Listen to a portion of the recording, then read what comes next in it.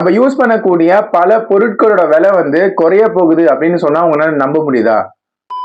S, ஆமா. ரீசெண்டா finance minister Nirmala Sitharaman அவங்க இந்த யூனியன் பட்ஜெட் 2026-27ல பட்ஜெட் வந்து பார்லிமெண்ட்ல தாக்கல் பண்ணியிருந்தாங்க. இந்த தாக்கல் பண்ண பட்ஜெட்ல வந்து கஸ்டம்ஸ் டியூட்டியோட டாக்ஸ் வந்து நம்ம இந்தியால குறைக்க போறாங்களாம். சரி, கஸ்டம்ஸ் டியூட்டி அப்படின்னா என்ன அப்படின்னா, நம்ம இந்தியா வந்து வெளிநாட்டுல உற்பத்தி பண்ணக்கூடிய பொருட்கள் வந்து நம்ம இந்தியால இம்போர்ட் பண்ணும் போது, அதாவது இறக்குமதி பண்ணும்போது அந்த பொருட்களோட விலையும் சேர்த்து ஒரு டாக்ஸ் போடுவாங்க. அதுதான் வந்து கஸ்டம்ஸ் டியூட்டி.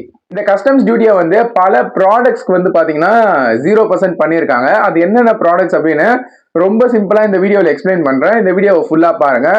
வீடியோவில் போறதுக்கு முன்னாடி இந்த சேனல் நீங்க புதுசா பாக்குறீங்க அப்படின்னா மறக்காம கியூரியாசிட்டி டாக்ஸை சப்ஸ்கிரைப் பண்ணுங்க. அப்பதான் வந்து நான் ரெகுலரா போடக்கூடிய வீடியோஸ் உங்களால தெரிஞ்சுக்க முடியும்.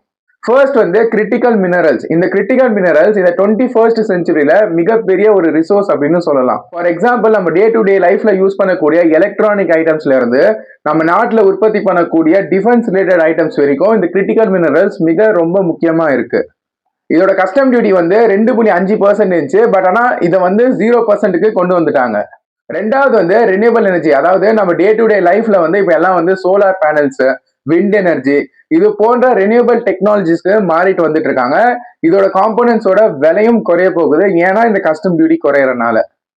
மூணாவது வந்து நியூக்ளியர் எனர்ஜி. அதாவது நியூக்ளியர் எனர்ஜி அப்படின்னு பார்க்கும்போது வெப்பன்ஸ், அதாவது நம்ம நாட்டுக்கு மிலிட்டரியில யூஸ் பண்ணக்கூடிய வெப்பன்ஸை உற்பத்தி பண்றதுல இருந்து நம்ம வீட்டுல யூஸ் பண்ணக்கூடிய கரண்ட் உற்பத்தி பண்றதுல வரைக்கும் இந்த நியூக்ளியர் எனர்ஜி அப்படின்னு யூஸ் பண்றாங்க. ஒரு விஷயத்த நல்லா புரிஞ்சுக்கணும். அதாவது நம்ம ஸ்கூல்ஸ், காலேஜஸ், இல்ல நம்ம வேலை செய்யக்கூடிய இடத்துல யூஸ் பண்ணக்கூடிய எலக்ட்ரிசிட்டி, இந்த எலக்ட்ரிசிட்டி வந்து மிகப்பெரிய அளவுல வந்து கோல் வச்சு, அதாவது நிலக்கரியை வச்சுதான் வந்து உற்பத்தி பண்ணிட்டு வந்துட்டு இருக்கோம் நம்ம யூஸ் பண்ணக்கூடிய எலக்ட்ரிசிட்டி எல்லாம். இதனால பல பொல்யூஷன்ஸ் வந்து நம்ம உலகத்துல வந்து ஏற்பட்டு வந்துட்டு இருக்கு. பட் ஆனா நியூக்ளியர் எனர்ஜியில உற்பத்தி பண்ணக்கூடிய இந்த எலக்ட்ரிசிட்டி, இது போன்ற ரிசோர்ஸ்க்கு பொல்யூஷன் பெரிதளவுல வந்து ரிலீஸ் ஆகாது. அது பொல்யூஷன் ஃப்ரீ அப்படின்னு சொல்லப்படுது.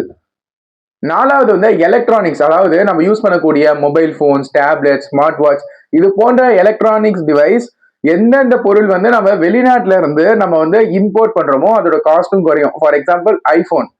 அஞ்சாவது வந்து சிவில் ஏவியேஷன். அதாவது நம்ம ஏர் கிராஃப்ட், அதாவது ஏரோப்ளைன் இருக்குல்ல, அதுல யூஸ் பண்ணக்கூடிய இன்ஜின்ஸ், சில பார்ட்ஸ்கள்லாம் வந்து நம்ம வெளிநாட்டுல இருந்து நம்ம இம்போர்ட் பண்ணிட்டு இருக்கோம்.